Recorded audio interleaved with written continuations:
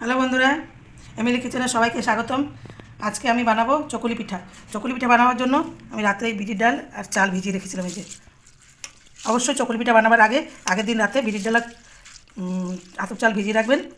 পরের দিন সকালে গ্রাইন্ড করে চকুলি পিঠা বানাবেন। এই যে বিরির ডালটা আমি এখন গ্রাইন্ডিং করে নেব।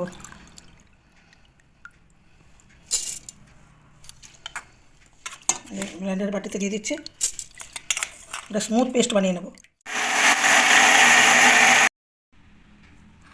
চাল আর বিউলির ডালটা এইভাবে বেটে গ্রাইন্ডিং করে নিয়েছি, ঠিক এরকম থিকনেসের হবে চকুলি বানানোর জন্য। এবার আমি তো পরিমাণ মতো লবণ দিয়ে দেবো। এবার এইভাবে নেড়ে 15 মিনিটের জন্য রেখে দেবো, তারপরে চকুলি বানাবো। বিউলির ডাল আর চাল গ্রাইন্ডিং করে রেখেছিলাম, আধ ঘন্টা হয়ে গেছে। এখন চকুলি পিঠা ভেজে নেব। তাওয়া বসিয়ে দিয়েছি, এরকম 1 চামচ করে দেবো আর এরকম করে ভেজে নেব।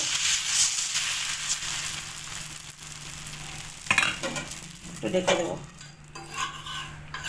একটা ভাজা হয়ে গেছে, এবার তুলে নেব।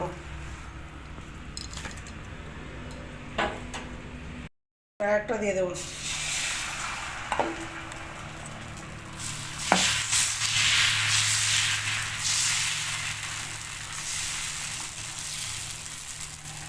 এবার ঢেকে দেবো।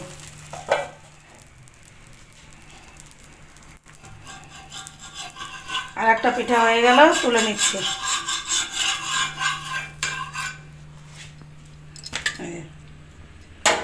এবার আর একটা।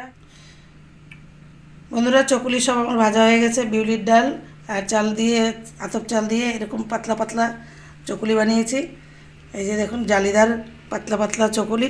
এই চকুলি খেতেও যেমনি ভালো লাগে, দেখতেও কত সুন্দর ফুলের মতন। আপনারা ঘরে এইভাবে তৈরি করে খাবেন। আর যদি আমার এই ভিডিওটা আপনাদের ভালো লাগে, তাহলে লাইক, শেয়ার, কমেন্ট করে আমাকে জানাবেন।